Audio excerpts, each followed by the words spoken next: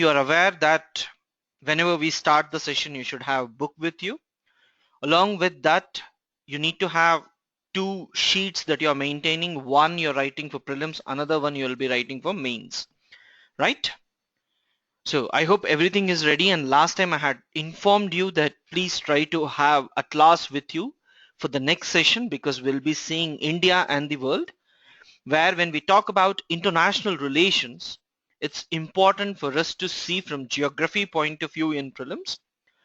Wherever you get questions apart from geography, I'll tell you, but still in international relations, whatever comes is from Atlas. So it will be easy from prelims point of view if you can read the book, especially this particular chapter from Atlas. So guys who do not have Atlas with you as of now, so my request to you is at least write down the places and mark them properly in the book so that you revise with your Atlas.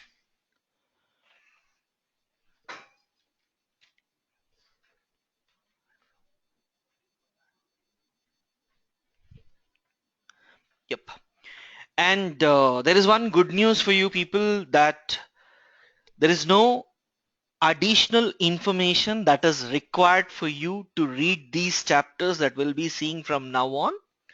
The reason being, if you see the chapters, most of these chapters have information from exam point of view, and in these chapters they have dealt the information about the schemes which is required in the language of UPSC. So it's good that we need not read additional information for these topics. And regarding any notes that you need, I'll tell you which topics you need extra information, and I'll share that extra information with you. The reason why I'm waiting, last time also I told you regarding defense equipments that we need to look into detail. I have just given two lines about each one. So you might be expecting that this week, but what has happened, you know the Augusta Westland scam, and you know the issue in detail. So I'm expecting a question on the helicopters and other equipments which can come specifically. So what I have taught, I'll give you the information along with the specifications of these equipments which is required from UPSC point of view, because if you look at the scam, it is actually around the height which the helicopter actually flies. They want it above 6,000, but most of it are around 4,500. If it is at 4,500 meters height, then the handheld grenades that you usually see in movies, right, that can hit these helicopters. So as height range is being spoken continuously, I'm expecting not a question on the scam, but I'm expecting a question related to other helicopters which India has acquired and its properties. So just give me some time to understand the new things that are coming up so that I can give you proper information and complete notes that is required from this point of view. I have promised you that if there is any question which comes from the areas that we are covering, then it has to be from what we have taught. So if that has to be correct, if I have to pick those questions correctly, then I have to look at the developments of these issues. So I hope you understand that the whole intention of not giving the defense equipments today is to ensure we will give proper information which is required from UPSC point of view. And the second thing that I want to tell you, with respect to the maps that you will be seeing now, with the 18th chapter, please open page number 481. When I'll be helping you to mark, I'll have a separate session apart from this on maps, geography through maps, Last time we had a video from where questions also came. This time again we will do, but for that we are waiting for some developments to take place. That is one of your last classes. At that time again I will be doing a separate session on maps, but as we are taking India Yearbook now, in this chapter specifically there are few topics where there is a possibility of you getting questions. So I wanted you to see this. So after all this information, I want to thank all of you for your valuable comments and criticism of the sessions. So because of your positive criticism and last week, thanks for your comments, we have improved, and if you need anything more, please let us know. We'll be providing that. Fine. So let's begin with India Yearbook, where let me take Afghanistan. The first things are not important. Just look at Afghanistan. In Afghanistan, can you see the 11th line where it talks about two major infrastructure projects funded by Government of India? Can you see from there till the end of that paragraph, right? Two major infrastructure projects funded by Government of India in Afghanistan. One is construction of 218-kilometer road from Zaranj to Dilaram in Nimroz province in Afghanistan. This is important.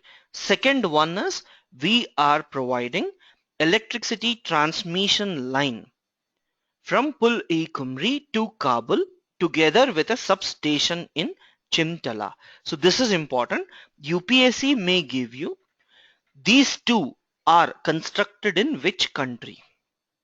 So at that point of time, you should be knowing this was in Afghanistan. So if you want to look at the maps, please open Afghanistan.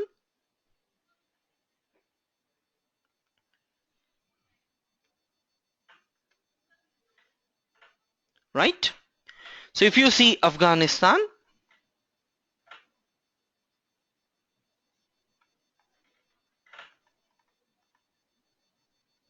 yep.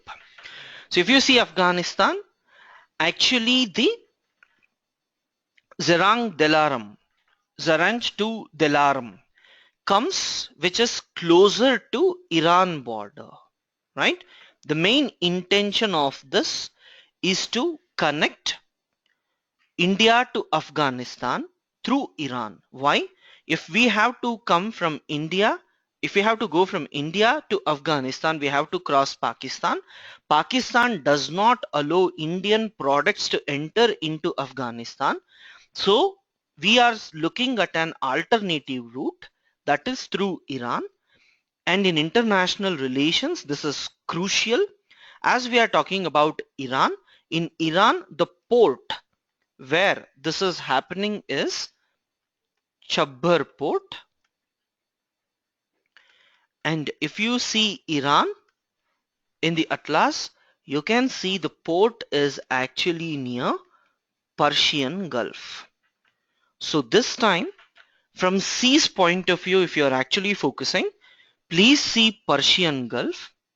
So in Persian Gulf, you can see that when you are looking at Iran and Saudi Arabian Peninsula, you have a strait in between, right? And that strait is Strait of Hormuz. So this is important. There is a Strait of Bab al-Mandab in Red Sea. In Persian Gulf, you have Strait of Hormuz. So you have to know Chabbar port and you have to know Strait of Hormuz. You have to see Red Sea, right? So these points are important. Next, you have another line, construction.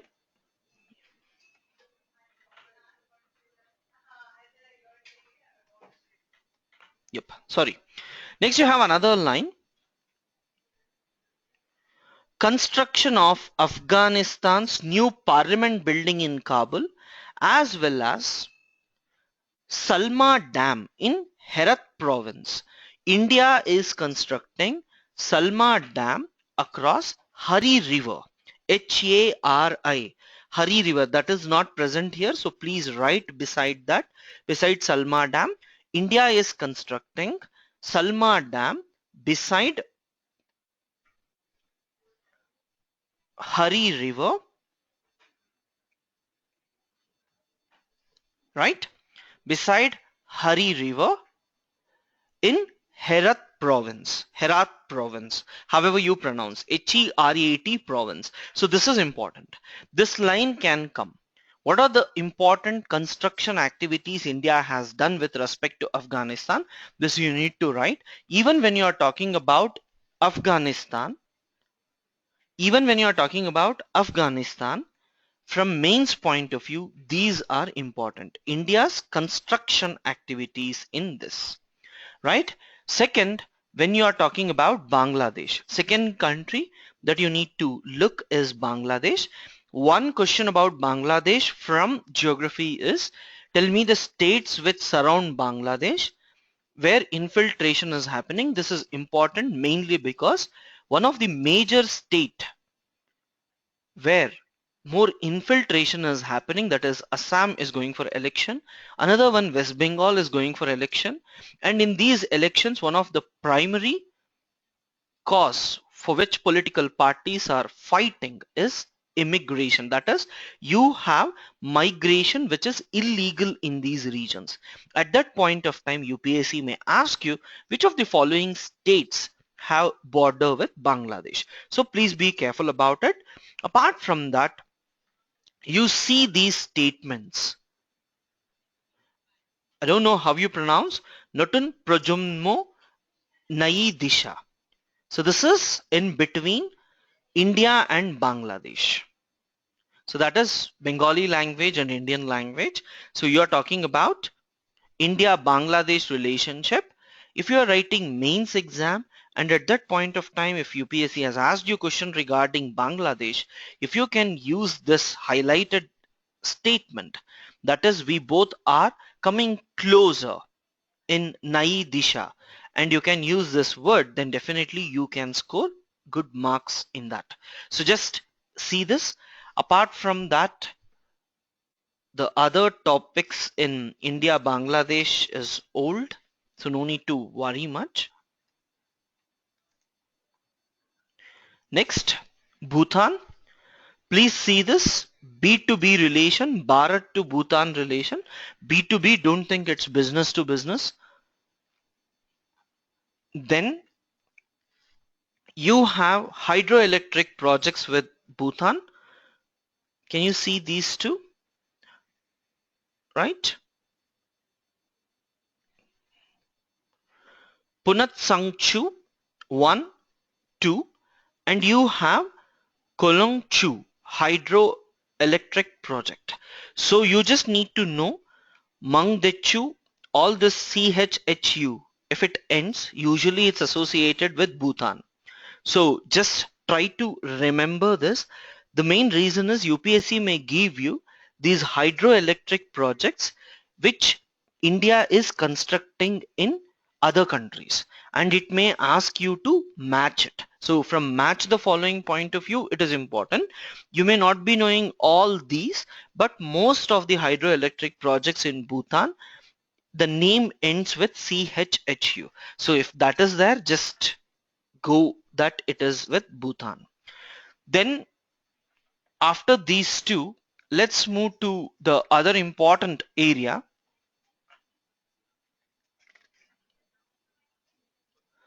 that is open page number 486. For other things I'll come.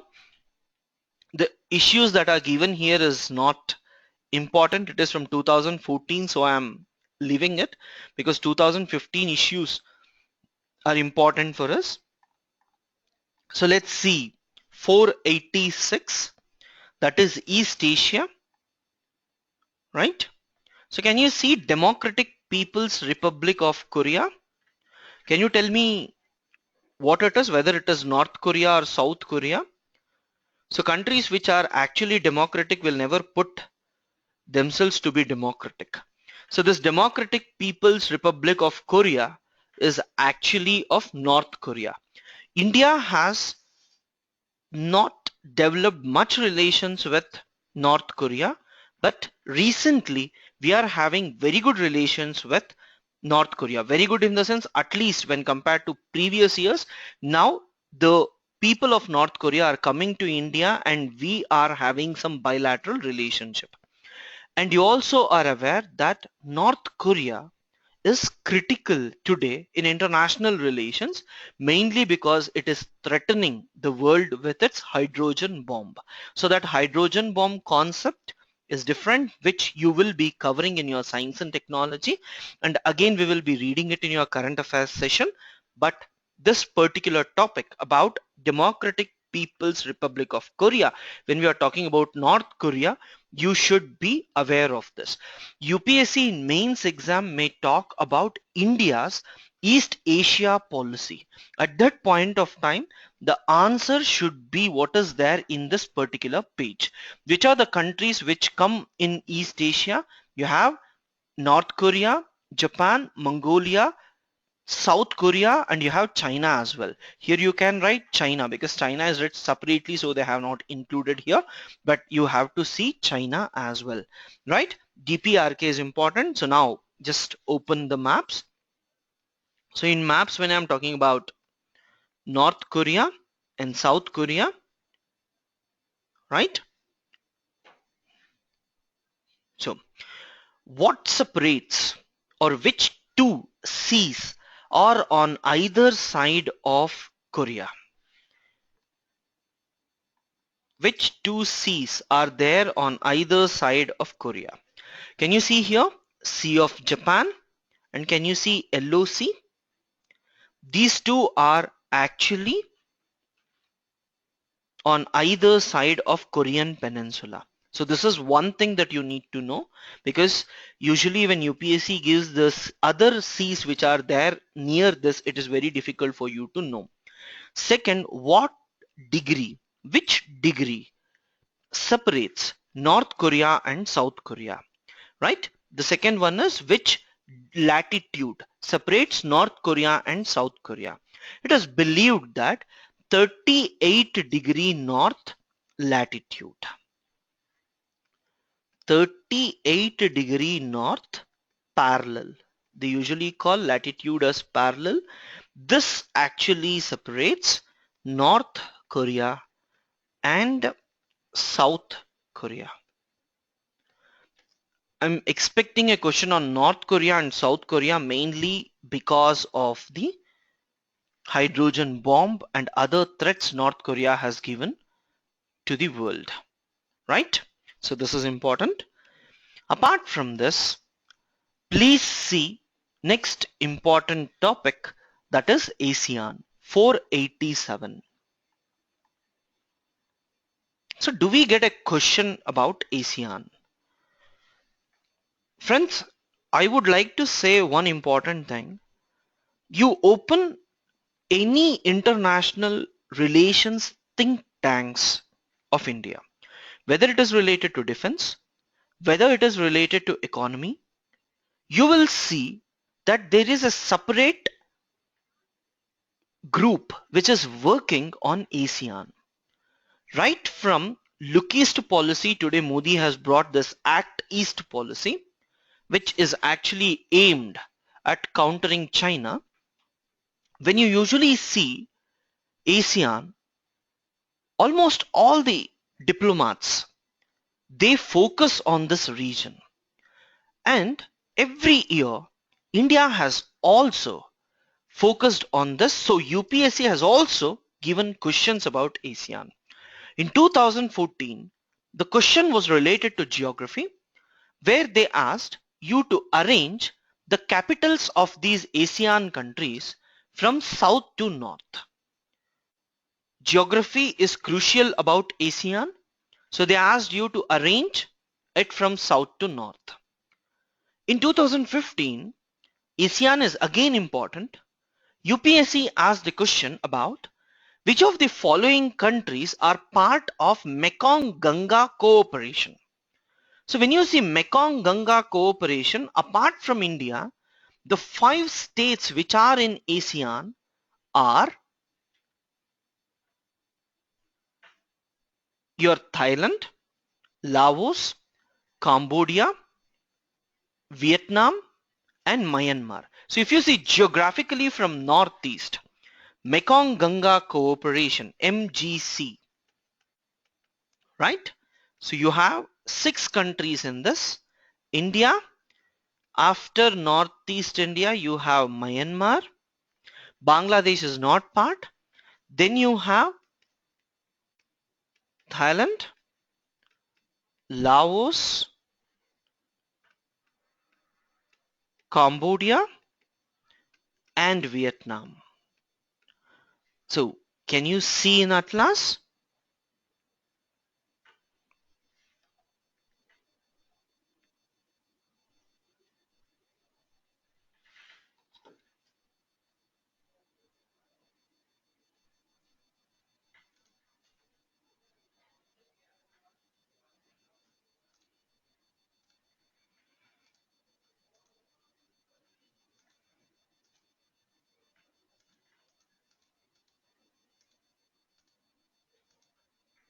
Yep. Can you see in Atlas? How many states are part of ASEAN member countries? They are 10. So can you see first you have Myanmar and then you have Thailand, right? Laos, Cambodia, Vietnam, Malaysia, Singapore, Indonesia, Brunei, and Philippines. So it's ideally said that you have 5 countries which are completely landlocked and another 5 countries which are partially island also. So ASEAN, you have 10 countries. It is important for you to remember these 10 countries. Apart from this, you also have to remember the rivers. So if you start from India, from west to east, you have Indus, you have Ganga, you have Brahmaputra, right? Then you have Irrawaddy, you have Salween, you have Chao Phraya, and you have Mekong, right? So just try to remember from west to east. So this is important. Mark them in the atlas and try to read it carefully. So along with this, I want you to see, can you see I told you Northeast India, immediately after that you have Myanmar and then you have Thailand trilateral highway. India is constructing this highway so that we can connect our Northeast India to ASEAN countries so that the economy of Northeast can be developed. So whenever you are talking about the development of Northeast also, you should talk about India's connectivity with ASEAN with regard to this. Second important thing that I want you to focus is Kaladan multimodal project. What is this project? It is a riverine project. India is trying to construct ports on this Kaladan river. Why? Because if you see our entire Northeast India, no state has any port. It is completely landlocked. So to reach it, the only place we have is our chicken neck. Apart from this chicken neck, if we have to reach Northeast India, then it has to be through Bangladesh. In Bangladesh, India has taken permission recently to get access to a port called Chittagong Port.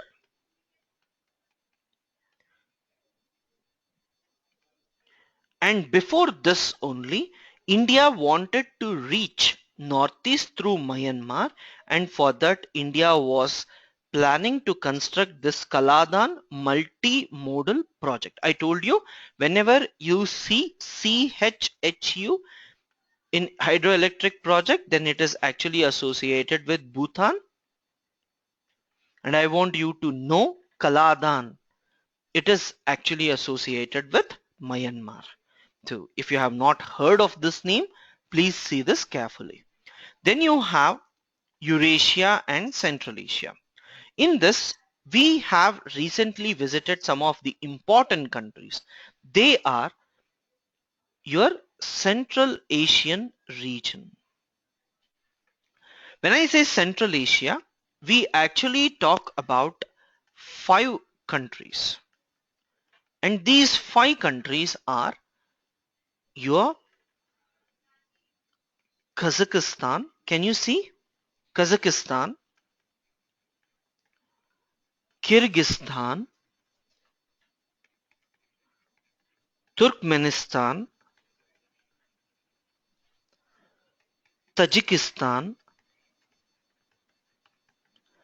and you have Uzbekistan, right?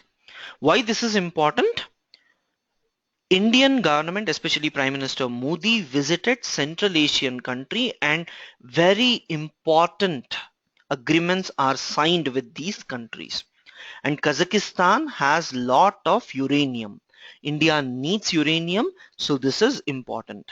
India has become a permanent member of Shanghai Cooperation Organization, which is actually headed by China. I'll talk about this in this chapter itself. So, if UPSC asks you which of the following countries form part of Central Asia, it is these 5 countries. All the countries whose name ends with Tan. Pakistan, Afghanistan is exception. Afghanistan people say that we are part of Central Asia, but as Afghanistan is part of SAARC, we usually say Afghanistan is a South Asian country. So if you see Central Asia from Indian point of view, it is these 5 countries. So it's crucial for us to know the geography of these 5. So apart from this, can you see South Caucasus? Can you mark these 3 countries? Usually if you're looking at a larger atlas of Asia map, usually you will not be able to find these countries, but they will focus this small area and expand it. So these 3 countries, which are the countries which are part of South Caucasus? It is Armenia, Azerbaijan, Georgia. Geography based question, geography through maps, atlas based question. This is important. If you are not able to identify it immediately, please try to mark it. So what are these 3? Armenia, Azerbaijan, Georgia. So please know that South Caucasus countries are these. Central Asian countries are those 5. Right? So Modi, when he visited recently to Russia, he also went to this Central Asia, he went to Afghanistan, then he visited Pakistan as well. As you are aware, he visited on Sharif's birthday. So this is important because of that. So UPSC may not ask you direct question about Pakistan, but they may ask you about the other countries associated with it. Can you see page number 489? Can you see Central Asia? So in Central Asia, you have this, and can you see this Tapi pipeline? Tapi, T stands for Turkmenistan.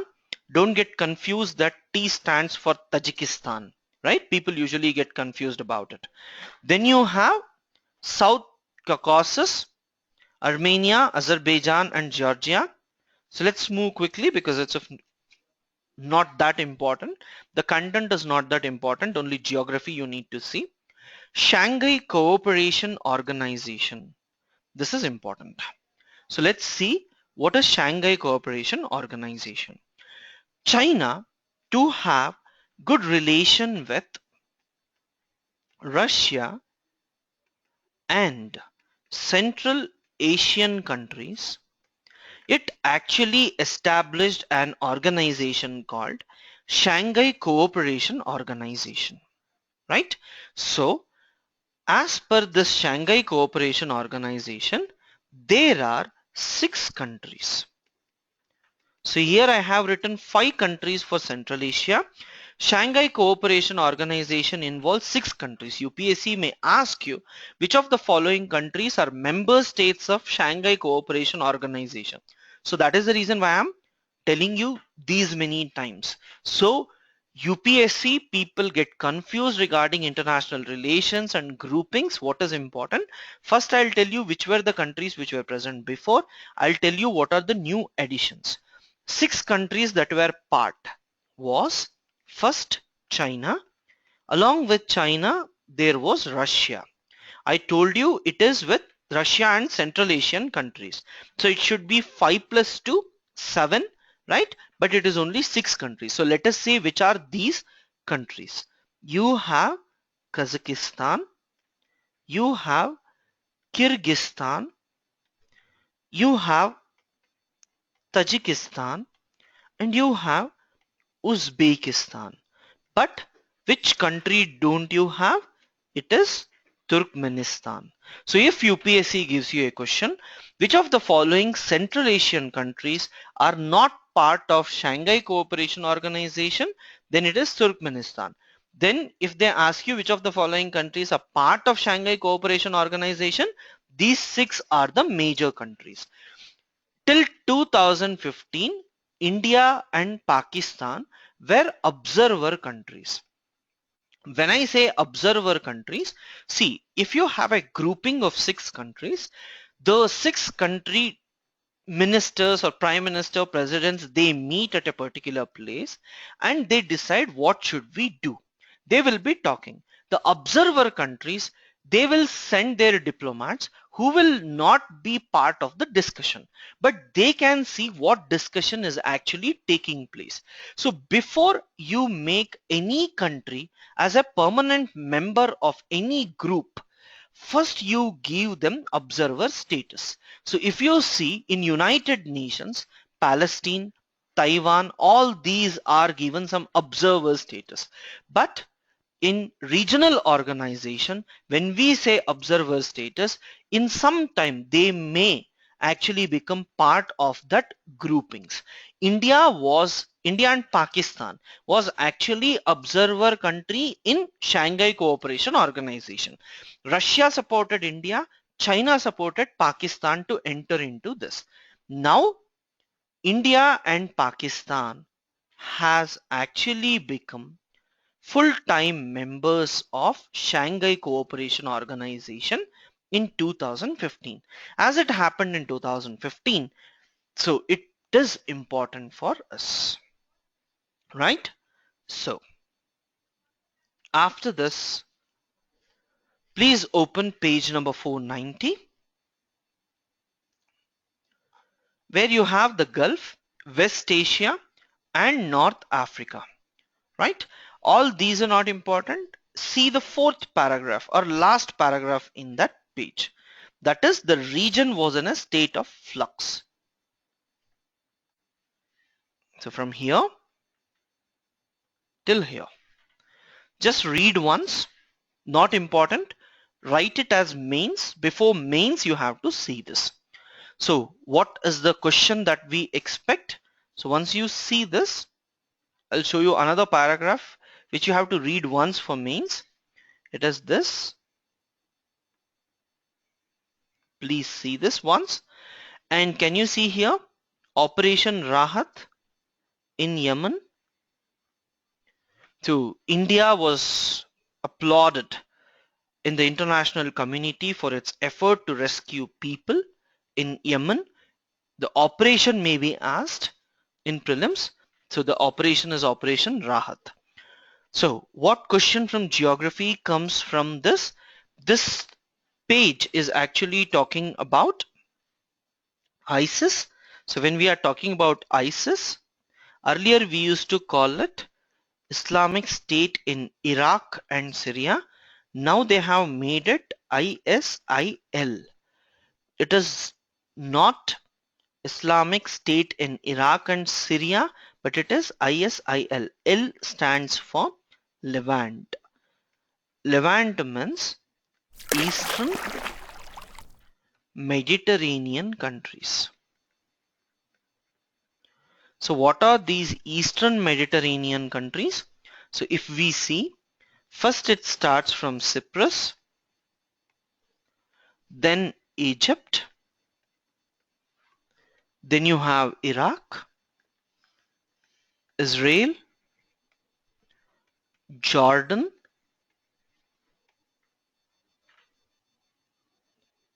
Lebanon, Palestine, Syria, and Turkey. As ISIS is in news, UPSC may not touch controversy about ISIS at all, but they may ask you which of the following countries are part of Levant. So then you have to write about these countries, right? So how many countries you have? You have totally 9 countries. That is Cyprus, Egypt, Iraq, Israel, Jordan, Lebanon, Palestine, Syria, and Turkey. These are Eastern Mediterranean countries.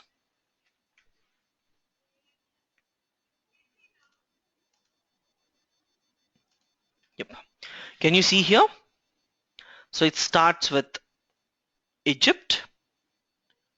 You have Jordan, Lebanon, Israel, Palestine, Syria, Turkey, and some portions of Iraq as well.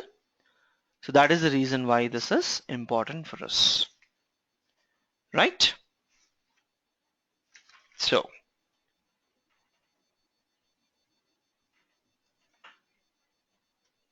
after this, please open page number 496, where we are talking about Latin America and Caribbean, right? Latin America and Caribbean, is it important this year? Whatever information is given here is not that important for us, but it is important from geography point of view, mainly because of the Panama Canal. The Panama issue that is there. So UPSC may ask you the geography of it. So please mark Panama. The Canal de Panama, can you see here? Canal de Panama.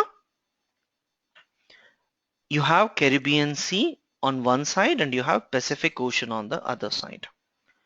And the two countries which are on either side of Panama is Costa Rica in the north and Colombia in the south. So UPSC may give you arrange the following countries following Caribbean islands from north to south. So to reduce the controversy, usually UPSC asks you these kind of questions. So please look into this once. So after this, we need to focus on page number 498, United Nations.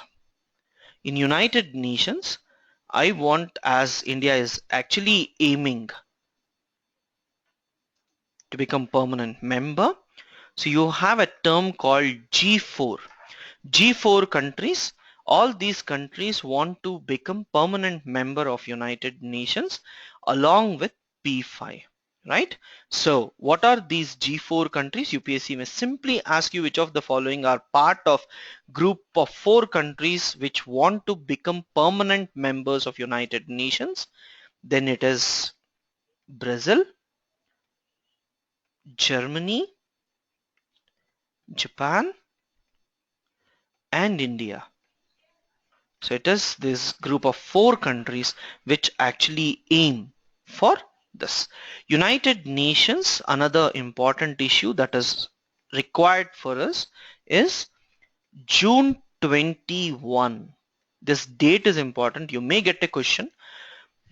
June 21 is actually celebrated as International Day of Yoga, right?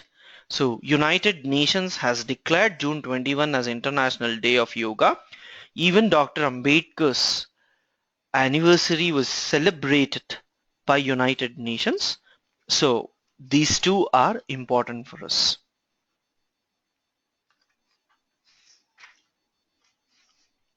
Right? So if you have seen all these, if you have seen all these, then this chapter is done, right? This chapter is done. There is nothing much to see.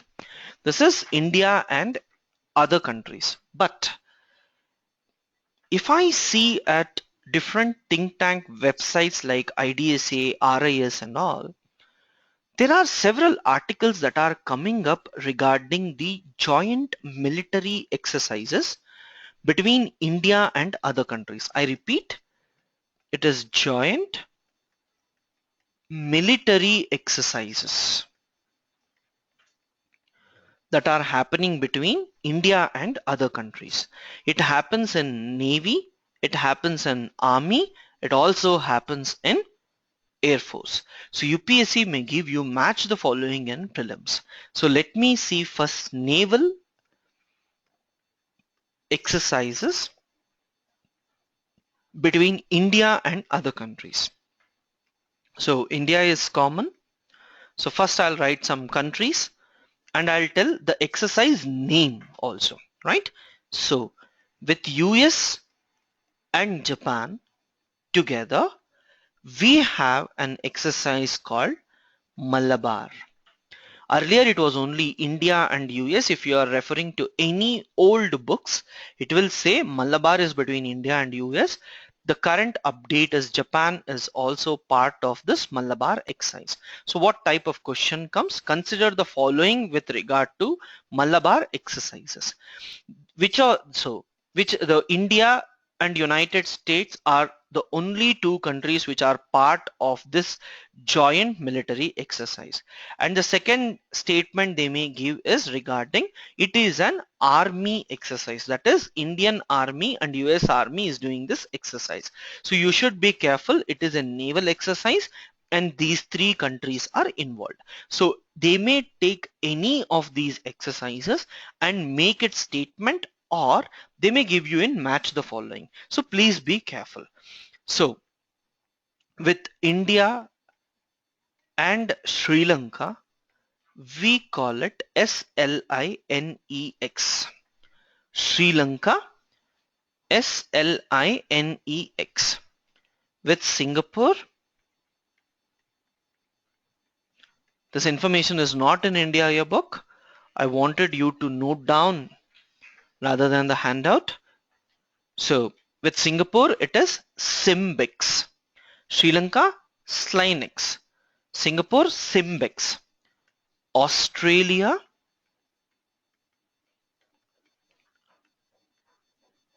Ausin Dex. That is Australia, India defense exercises. With UK or Britain, it is Konkan. So don't get confused between Malabar and Konkan. So Malabar is US, Konkan is UK. With Russia, it is very easy to remember. It is Indra. India, Russia, right? Then you have with China. So even with China, we have this joint exercises. So with China, it is hand in hand, right? At last, there is one more. India with lot of Asian countries. This number of countries keep changing from one year to another year. And this is called as Milan.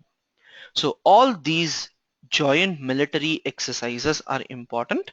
So please go through it carefully and remember it carefully once. Just take one more minute and try to write this. Note this down in the book or in the white.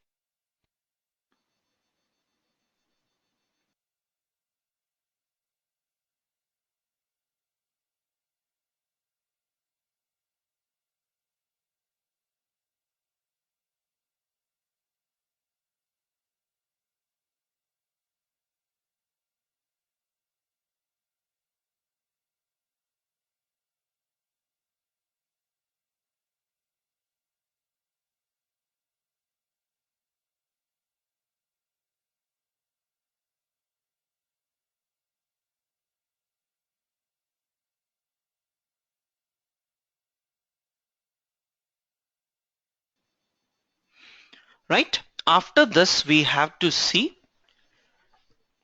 joint army exercises. So there are some interesting questions that has come up. I'll just take them once I give this list. I'll explain you the concepts properly. Between India and Maldives, army exercises, we call it Ekuverin, right? Ekuverin. India and Sri Lanka, we call it Mitra Shakti. With France, it is only Shakti. So don't get confused. With Mongolia, see, India does joint exercises with Mongolia also. And the name is Nomadic Elephant. With United States, we have Yudh Abhiyan. With Nepal, you have Surya Kiran. So these are army exercises. So just write down. If you can see once, match the following is easy for you. So don't worry. Then next, I hope you have written. Just take one more minute.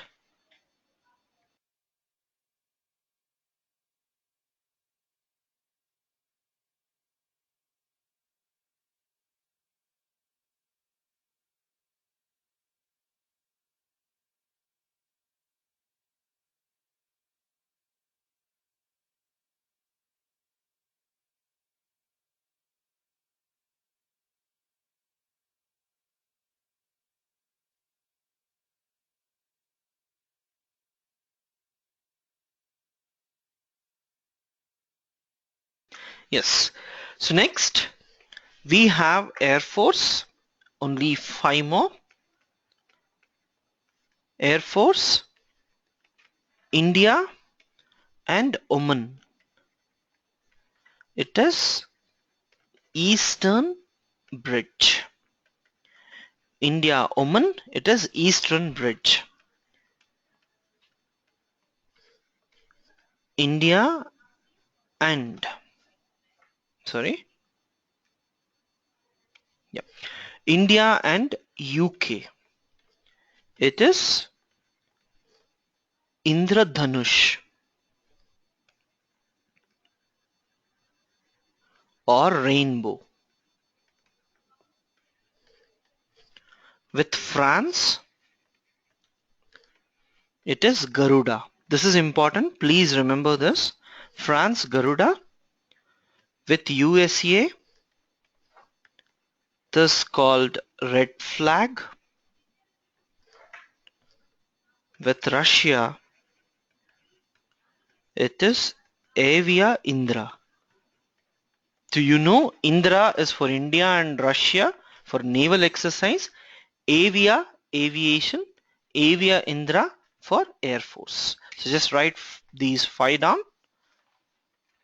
Just take 2 minutes gap before we start one of the largest chapter in India Yearbook, that is industry.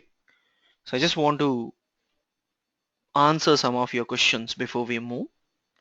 So again, I want to repeat that the maps, we will be taking another session where I'll be talking about the physiography and what all you need to see. From India Yearbook point of view, these places are important. There is a possibility of question coming from the joint exercises. That is the reason why we are spending some time on this. Yep. So now coming to the questions. There are some 3 to 4 interesting questions which has come up. One is why India and North Korea are moving closer. In international relations, you cannot have any country with which you will not have good relations. Even with a country like Pakistan, where we know that there is significant threat, we expect some sort of relationship activities taking place at lower level. And when you are looking at a country like North Korea, which is far off from India, the only issue why we did not had good relations with North Korea was much closer to China and Pakistan when compared to India. But now we don't have relationship, in the sense moving closer doesn't mean that we have a very good relationship. At least talks are happening. Now, is this important? In international relations, yes. Rather than having a country with which you don't have any relationship, it is important for you to have at least neutral relationship with those countries with which you had negative relations before. So with North Korea, I would like to say there was slightly negative to neutral relationship. Now with some economic relationships happening between India and North Korea, it is important. Second important thing is that North Korea is a country which is in news regularly, and India wants to become permanent member of United Nations. Now and then the North Korean issue comes to United States, so United Nations. Whenever the issue comes to United Nations, India has to take a stance on North Korea. So if North Korea has good relations with India from today, then India may not vote against North Korea during that time. It is one reason why diplomats say North Korea is interested in India, because India is also emerging as an important player. So tomorrow, if there is any need for bilateral discussion, or if all countries sit with North Korea and discuss about its bomb policies and all, at that time North Korea, if it has good relations with India, then they may call India for its rescue. So that is one thing which people are actually expecting. But if you see, the relationship have not moved strong enough to come to any conclusion. It's very, very minimal relationship that you have with it. Today, every country in the world is important for India, and its issues are important for India, because when you become a global power, you cannot say I'm not interested in this particular area.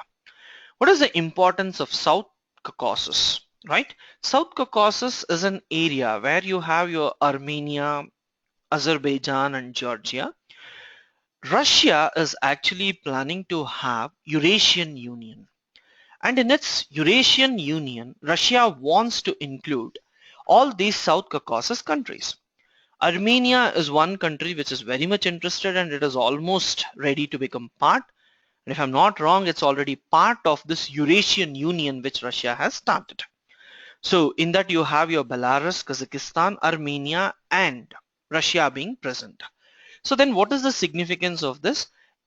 When you have European Union like and Eurasian Union coming up in a similar fashion, India wants to have free trade agreements with Eurasian Union. If you have read newspapers nowadays, you would have read that if Britain exits from European Union, then India may have greater chances of investment coming from these European Union countries. European Union, even today, we are unable to form any comprehensive economic cooperation agreements, either CECA, CECA or CEPA. So what it is in the commerce chapter which we have left, we will be seeing. But my point here is, when you are actually considering any of these regional blockings which are coming up on economic criteria, India is interested in that. With European Union, even today we do not have free trade agreements, mainly because of some issues which have been highlighted by European Union, which I don't want to go in detail because it's much more controversial and not required from UPSC point of view. So India don't want to lose an opportunity to have relationship with Eurasian Union. So when Modi went, he wanted to sign an agreement on free trade agreement with Eurasian Union, as these countries are part or will become part of this Eurasian Union in future, apart from Georgia, because Georgia and Russia do not share good relations, and Georgia has very good relationship with United States and Western European countries. So India is interested, as these are in news because of this economic policies of Russia. China is interested in this region, so UPSC may give you a question about this, especially from geography point of view. Then you have, why was Levant formed? Is it an economic group or trade group? Levant just means the countries which are part of Eastern Mediterranean. So you call, right, that West Asia, Middle East and all, Levant are also the countries which are part of this. It is not any economic group or trade group.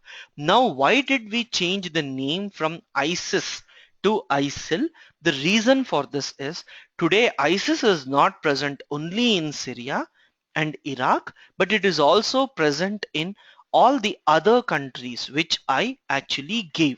That is right from Turkey to Egypt. In almost all these countries today, ISIS is present. So they changed the name to Levant.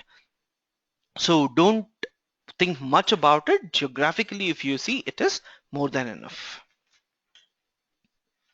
So if there is any questions, please let me know. One or two questions I can take, else I can go with the next chapter.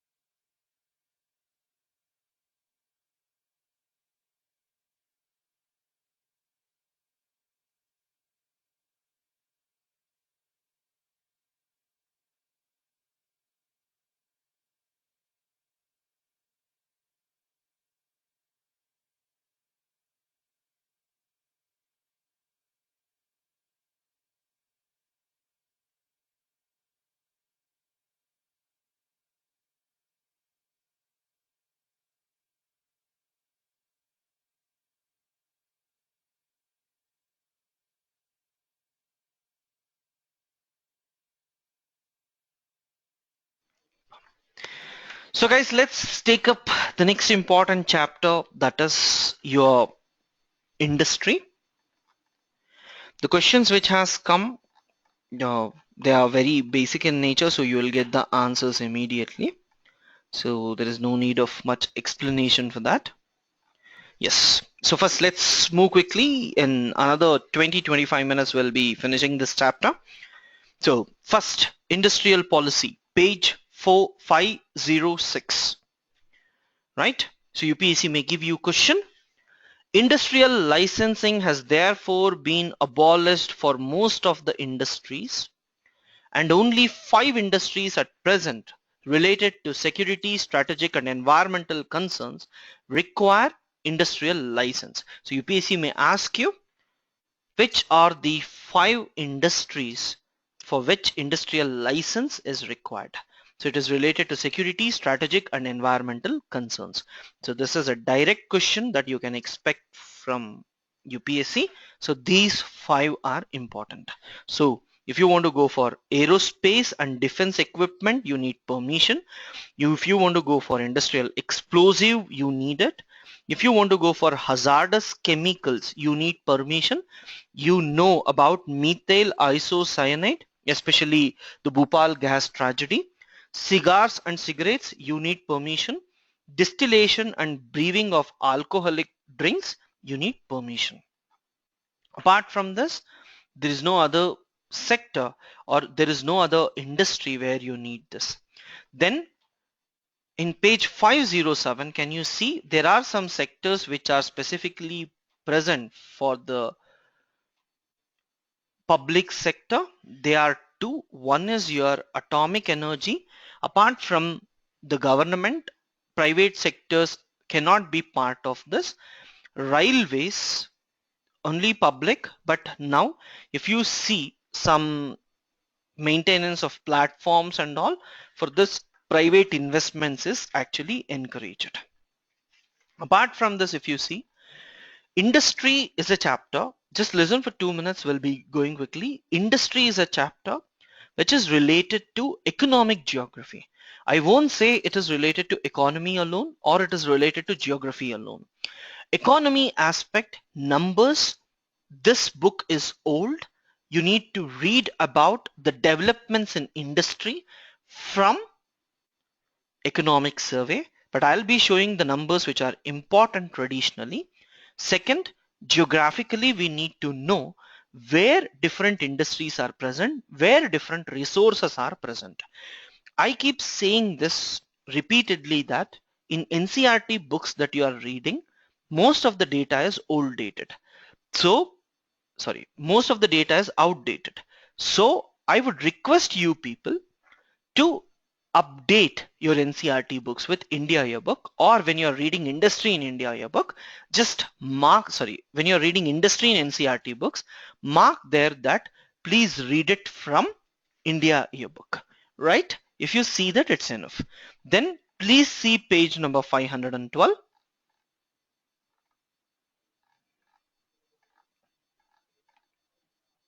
Yep. Can you see growth in the production of 8 core industries? So in that, UPSC has already asked you about the 8 industries. So here you have coal, crude oil, natural gas, refinery products, fertilizers, steel, cement, electricity. Last time UPSC asked about the weightage, which one has the highest weight. So again, this is important for you. So please see the weightage ones. So next, again, they may go back and ask about which of the following. Some questions keep repeating in UPSC prelims also. This is one area where there is a high possibility that there can be repetition. Immediately below this, you have a potential question, that is national manufacturing policy. Industries, economy always is important for us. National manufacturing policy can be a mains question. Please mark it as mains. From prelims point of view, what all are important, I'll tell you, but entire national manufacturing policy is important. So UPSC may directly ask you, what is India's national manufacturing policy? One of the major objective of this is that the share of manufacturing in GDP should be increased to 25%, and we want to create around 100 million jobs over a decade. So this is important. This statement you see once. Apart from this, in page 513, second paragraph, third line, can you see a term called National Investment and Manufacturing Zones? Right? National Investment and Manufacturing Zones. These are NIMZ. So this is a new form of SEZs. So if you can see this paragraph, NIMZ have been conceived as large integrated industrial townships with state-of-the-art infrastructure, land use on the basis of zoning, clean and energy efficient technology, necessary social infrastructure, skill development facilities, etc. to provide a conducive environment for manufacturing industries. All these are fine, but what is more important is what is the difference between NIMZ and SEZs. So what is the main difference? It is in terms of size, level of infrastructure planning, governance structures related to regulatory procedures, exit policies, and fiscal incentives. About the industrial manufacturing policy, what needs to be done, how should India's industrial policy be developed, all these are given in economic survey. But as we are seeing India Yearbook, those lines which are important for us is required to be noted. Again, you have, what is this NIMZ? This is an alternative to SEZ. New concept has come where the focus is not just on export but also to improve the industrial manufacturing GDP. Then what is a question from prelims? This national investment paragraph that we saw can be for both prelims and mains. But what is the question for prelims? You have 8 investment regions along Delhi-Mumbai Industrial Corridor. Remember, these NIMZs are actually coming across major national highways and inland waterways in the country. This is the reason why I keep saying that your national highways from 1 to 9 is important, and you have to remember your national highways 15, 17, which are your lines or national highways parallel to India, Pakistan and West Coast respectively. So if you are seeing along Delhi-Mumbai Industrial Corridor, which is your National Highway 8 and also your National Highway 3. So if you see this, one is Ahmedabad Dholera Investment Region in Gujarat. So see these 8 places. They may not ask you about these 8 places, but Delhi-Mumbai Industrial Corridor is associated with National Highway 8 and 3. That is important. Next you see other 12 NIMZs outside Delhi-Mumbai Industrial Corridor. So this can be a match the following question. Which are these? Nagpur in Maharashtra, Prakasham in Andhra Pradesh, Chittoor in Andhra Pradesh, Medak in Telangana, Tumkur in Karnataka, Kolar in Karnataka, Bidar in Karnataka, Gulbarga in Karnataka. Can you see? 4 cities in Karnataka has got it. Kalinganagar in Odisha, Ramanathapuram in Tamil Nadu, Aurya in Uttar Pradesh, Jhansi in UP. So in these 12 places, we want to go for NIMZs, right? So this is important. Apart from this, the next important one that we need to focus is Make in India. As you're all aware, it is one of the interesting programs launched by Prime Minister. So you may get a question about the 4 basic pillars of Make in India. What are these 4 pillars? That is new processes. Make in India recognizes ease of doing business as the single most important factor to promote entrepreneurship. A number of initiatives have already been undertaken to ease business environment.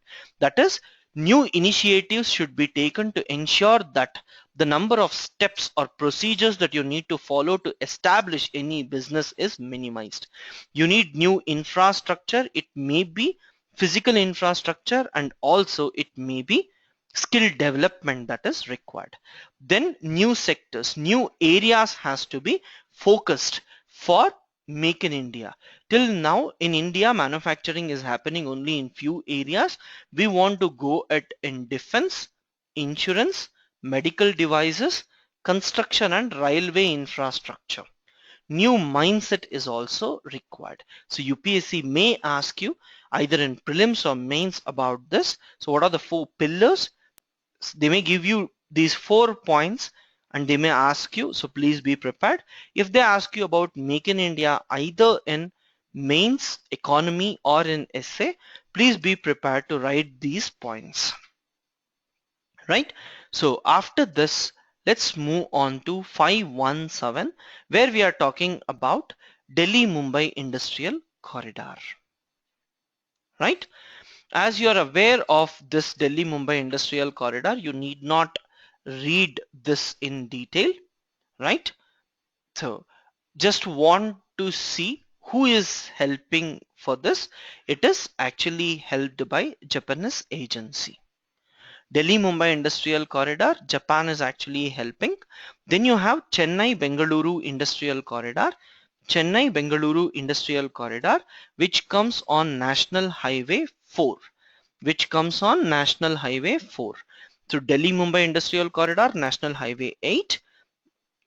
Chennai-Bengaluru Industrial Corridor, CBIC, it comes in National Highway 4. National Highway 4, which is connecting Chennai to Mumbai or Thane. Right? So who is actually taking care of this project? Again, this is being taken care by Japan. Japan is actually interested in Chennai Bangalore Industrial Corridor and Delhi Mumbai Industrial Corridor. Then see Bengaluru Mumbai Industrial Corridor. I told you Chennai to Mumbai. If you see, it is on National Highway 4. So Chennai to Bengaluru is also on National Highway 4. Bengaluru to Mumbai is also on National Highway 4. Then sir, you may ask me, why is this difference? Chennai Bengaluru is actually taken care by Japan. Bengaluru Mumbai Economic Corridor is actually taken care by United Kingdom. So the next question you may ask me is, sir, what is this economic corridor? On these economic corridors, we will be developing what? On these economic corridors we will be developing NIMZs. So that is the reason, as you have two national highways on which NIMZs are coming, so you can see that outside of DMIC in Karnataka you have four places. Amritsar Kolkata Industrial Corridor, it comes on National Highway 1, National Highway 2. National Highway 1 is from Amritsar to Delhi. National Highway 2 is from Delhi to Mumbai. Sorry, Delhi to Kolkata. Can you see this? So you have Amritsar, you have Delhi, and you have Kolkata, you have Mumbai, you have Chennai, and you have Bangalore, right? So from Amritsar to Delhi, it is National Highway 1. From Delhi to Kolkata, it is National Highway 2. So when I am saying Amritsar Kolkata Industrial Corridor, I am actually including National Highway 1 and 2. To match the following can come. So when I'm talking about Delhi Mumbai Industrial Corridor, Delhi Mumbai is actually connected by National Highway 3 and National Highway 8. National Highway 3 passes through UP, Madhya Pradesh, Maharashtra. National Highway 8 passes through Rajasthan, Gujarat and Maharashtra. So these two are important for me. Then can you see Bengaluru Chennai Industrial Corridor is on National Highway 4 and Bengaluru Mumbai Industrial Corridor is also on National Highway 4. So AKIC means Amritsar Kolkata Industrial Corridor. Then I have Chennai to Kolkata, which actually passes through East Coast, or it is parallel to East Coast. This is National Highway 5. So Chennai Kolkata Industrial Corridor, or you can call it as East Coast Economic Corridor. It is on National Highway 5, and this National Highway 5 is actually taken care by ADB, right? ADB, that is Asian Development Bank, is actually taking care of this. So please be prepared on these lines.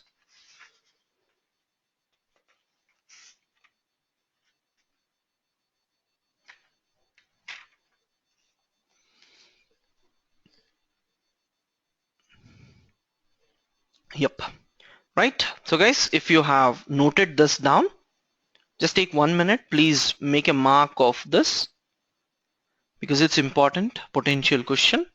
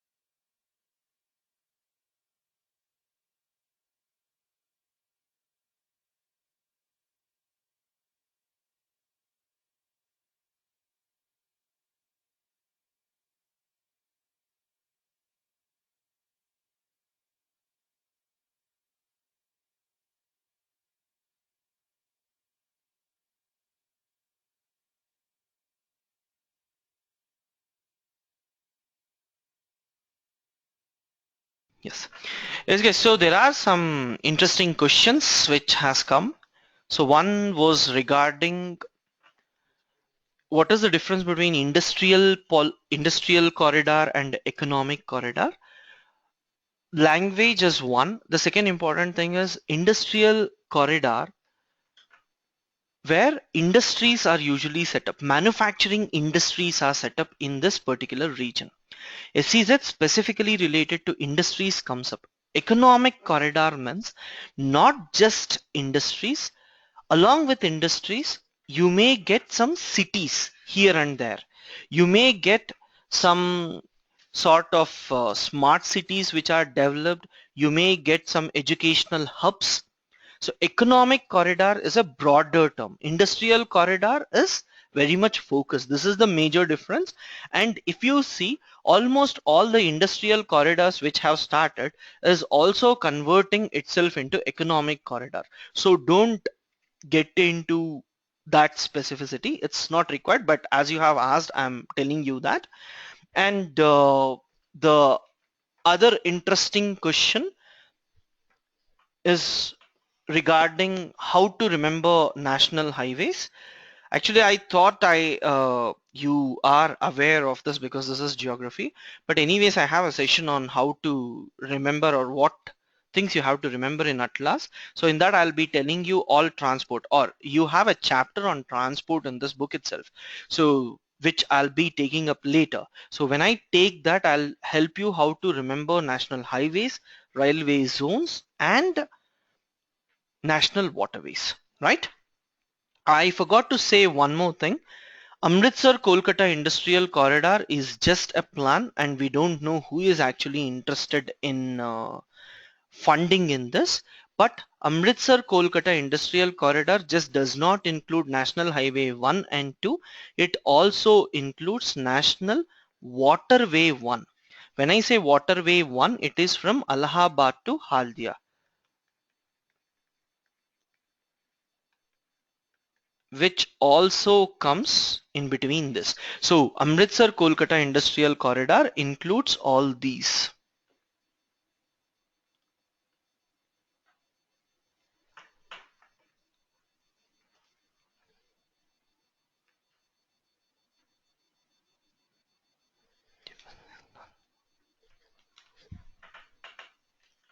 Yep. So guys, let's move on.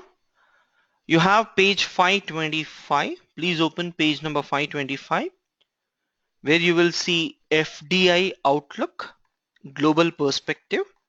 So today, as the Modi government is focusing more on investments, so we need to focus on the reports, and UPSC is also giving which organization is releasing what type of report, and investment is important for the country. So please see this. UNCTAD releases World Investment Report. So this can come. Who releases World Investment Report? It is UNCTAD. So this is important. Second, Ernst and Young's 2014 Attractiveness Survey. So this is important.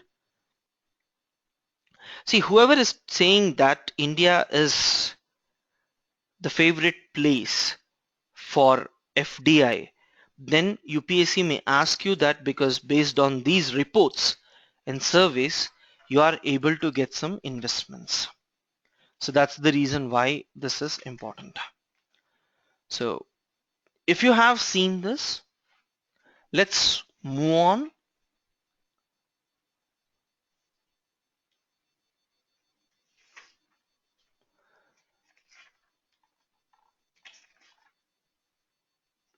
Where we will see geography of this chapter.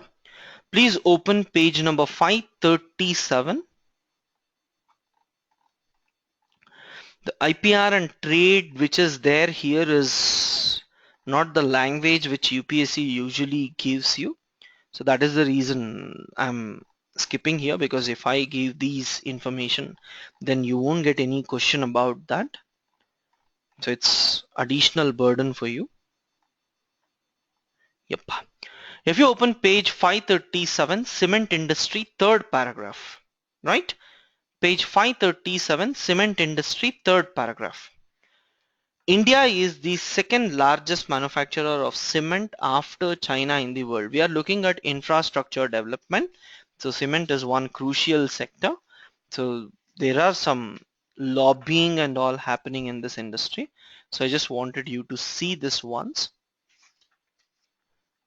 Apart from this, the other industries are not that important. Open page 544.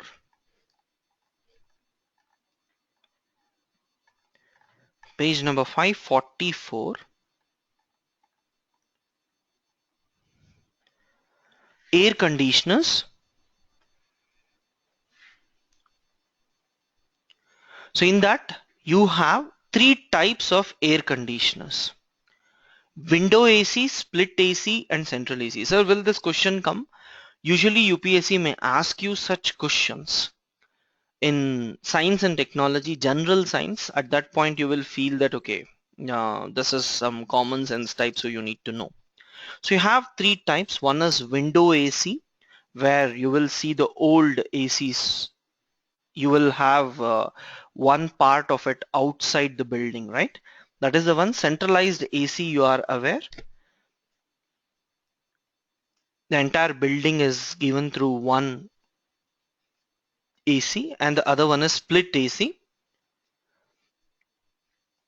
So due to limitation of space and increase of number of people living in flats, the central AC is not working properly. So we are going for multi-storied complexes. For these, usually split ACs, that is at every floor or within the same building at different places you will have ACs being kept. So just see this from general science point of view.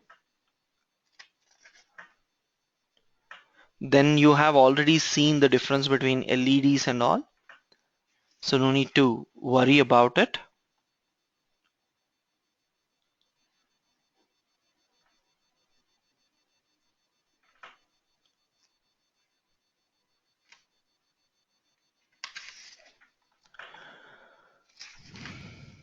Then see page number 555. Page number 555.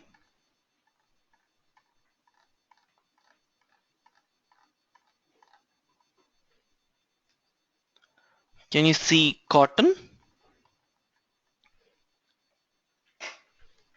Cotton. See fifth line. To support the cotton industry, Government of India announces minimum support price for two basic staples, with medium and long staple cotton. So this is important. Jute, what is a golden fiber? Simple question UPSC may ask you. Is it cotton jute? Jute is also called as golden fiber. Silk, I hope silk route isn't new, so you are aware of this. India is the second largest producer of silk in the world, and we have four varieties: mulberry, right? Tassar, eri, and muga. These four are important: mulberry, tassar, eri, and muga. So these four are the important silk. So cotton, you have medium and long, jute, golden fiber, silk. These three you need to see.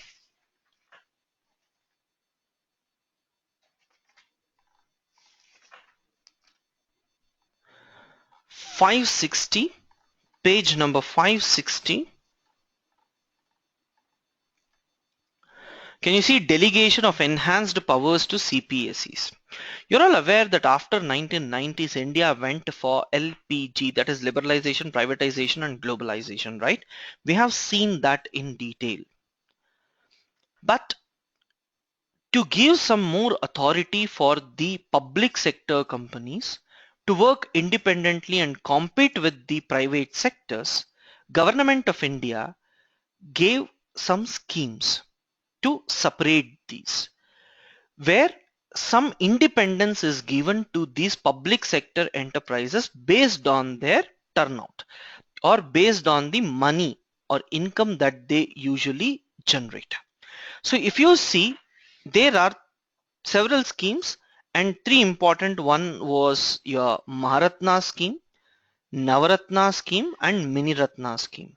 In 2010, if you see, questions came, which of the following are Maharatna companies, which of the following are Navaratna companies, and which of the following are Miniratna companies.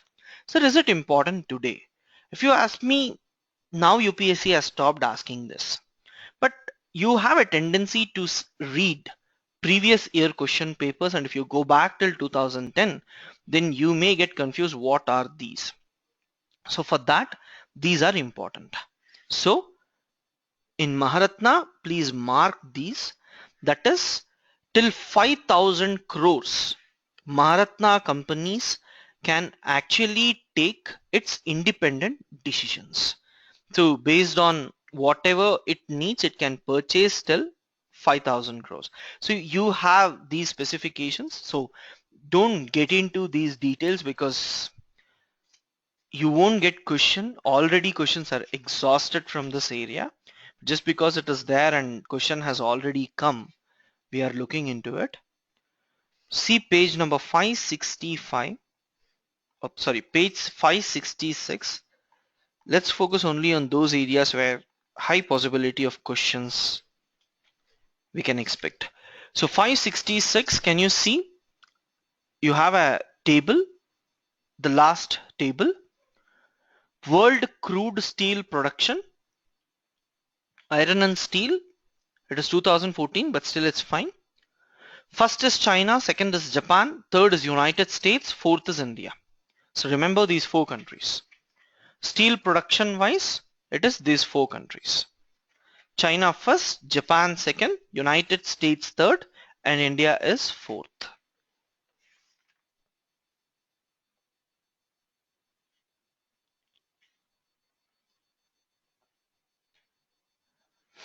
Right? So next,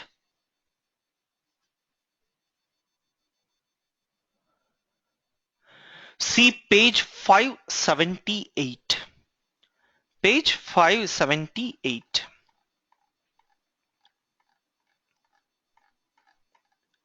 So if you see page 578, you have National Pharmaceutical Pricing Policy. This is not important now because you won't get much questions, but 2012-13, if you usually read, you observe that pharmaceutical pricing, that is pricing the medicines, was one of the biggest issue. So at that time, UPSC had actually asked this question. So tomorrow, if there is any controversy with any company which is producing pharmaceutical company over this pricing, then UPSC will go back and ask you this specific question about the National Pharmaceutical Pricing Policy. At that time, you should write about these three. Right? Nothing much direct you can understand. And in 579, second paragraph, sixth line, can you see Jan Aushadhi campaign? So what is this?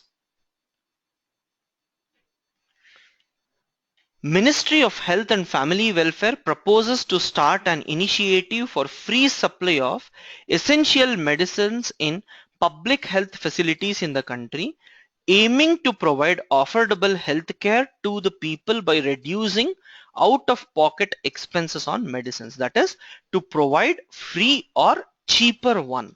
So that is your Jan Aushadhi campaign. So that is important. Health, I'm saying you get question regularly. So please see this once. Then please open page number 582. In page 582, can you see mineral resources? In that you have whether you want to know a mineral resource is available in a country or it can be extracted properly, then you have to look at three dimensions given by United Nations framework classification. These are economic viability, feasibility assessment, and geological assessment. Right? These three are important. Very rarely you may get a question, but still I'm just asking you to see once. So next, metallic minerals. So which are the points that you need to remember? Metallic minerals, please underline. So see the first bauxite. See the last line. Major bauxite resources are concentrated in East Coast bauxite deposits in Odisha and Andhra Pradesh. So this is important. Odisha has about 52% of country's resources. So can you see here? Next, chromite. Don't remember all the countries. You can write beside chromite here that it is Odisha where you have maximum chromite present. So I'll just give you the list of these states that you need to remember. Chromite, Odisha, copper, Rajasthan. So NCRTs may tell differently, but see India Yearbook. This is updated one, so this is important for us. Gold, next. Can you see largest resources in terms of gold ore is actually located in Bihar, followed by Rajasthan and Karnataka. But if you see any of the NCRT books, they talk about Karnataka. In terms of metal content, it is Karnataka. That is the difference. So UPSC may give different language. In terms of gold ore, see within the ore, the metal content may be very less in Bihar. But gold ore highest is in Bihar, metal content highest is in Karnataka. So don't get confused because now again Kolar Gold Fields is in news because the Australian company wants to start it again. So when such things come up, you should be careful. Next you have iron ore, you have hematite and magnetite. No NCRT books gives you proper classification about hematite where it is present more, magnetite where it is present more. But India Yearbook clearly says that hematite is present in Odisha, magnetite is actually present in Karnataka. So now there is no iron ore scam, so you can be relaxed that you won't get a question on this. But still, steel as it is important, you should know hematite is more in Odisha, magnetite is more in Karnataka. Next 587, don't read any other mineral that is not important. Next page 587, diamond is important. Read this, these four may be given as questions directly. So just try to see it once. Diamond. Next 590, please see page 590. Limestone. First is Karnataka, second is Andhra Pradesh. Karnataka and Andhra Pradesh.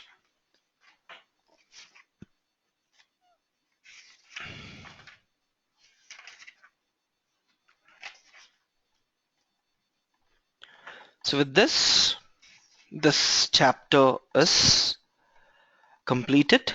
Other things in industry actually comes from economy, which is from economic survey. Geographical aspect we saw, economical aspect also we saw some points. Next chapter, I'll complete this chapter. It's small. Page number 600. Page number 600. Sources of law. Your Lakshmikant does not talk about the sources of law. So the main source of law in India is constitution. Along with that, the legislation framed by the parliament, customary law, Hindu religion, tribal religion, and you have case laws. That is based on one case, the judgment of the case, you actually use it for other cases, right? So these are important. Just see it once, not required much. And law and justice, basically you will be covering in your Lakshmikant, right? See page number 605, High Courts. So you have name of high courts, their principal seats, benches, and jurisdiction.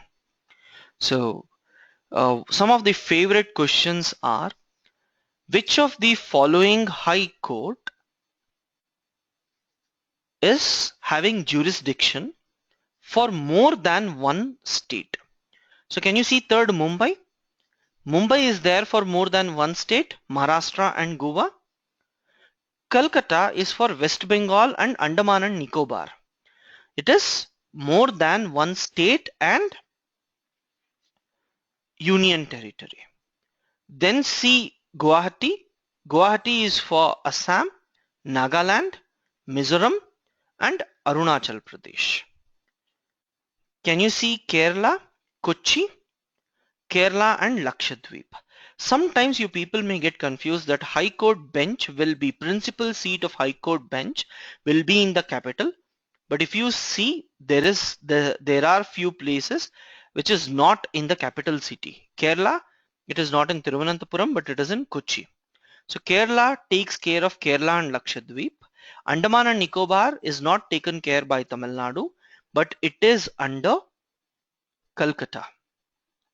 Then you have Madras, which takes care of Tamil Nadu and Puducherry, Chandigarh, Punjab, Haryana and Chandigarh.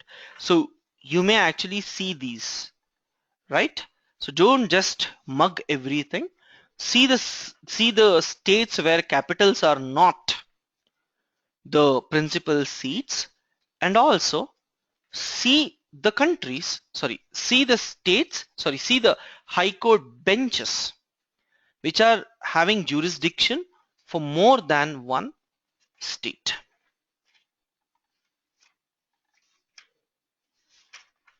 Next, important 613. Please open page number 613. Open page number 612. Can you see ITBP, Indo-Tibetan Border Police? No need to read all this. We have already discussed it. Whatever we have discussed is enough. ITBP is between India and China, as you are aware. So should we read it as in your third paper, that is economy, internal security, the last line of internal security talks about mandate of security agencies. There is no website which gives you proper information about the mandate of these organizations. So it has to be the India Yearbook. So please write here as mains. Then see border security force between India and Pakistan and India and Bangladesh. Border security force. Then you have Assam Rifles.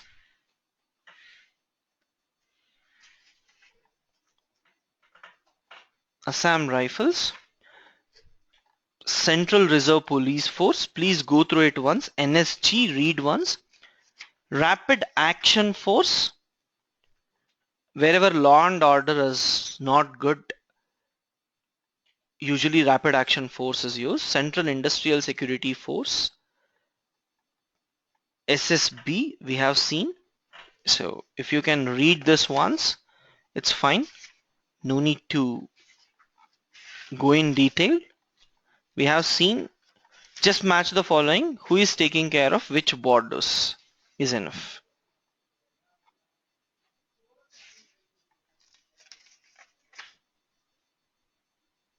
Right? So then please see page number 635, that is next chapter.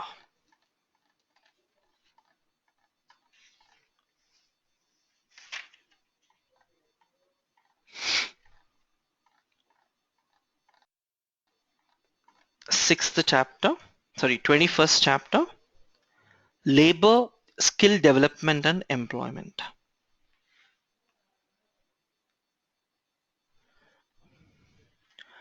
Before I enter into this, I just want you people to ask me some questions, and before that, I just want to clarify whether there is sound clarity or not. So just raise your hands if the sound clarity is proper.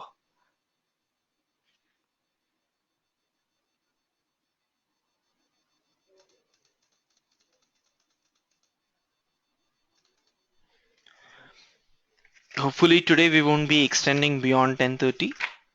I'll be finishing the areas that I need to cover because all these are simple chapters where proper information is given in the book itself. If there is any question, just let me know.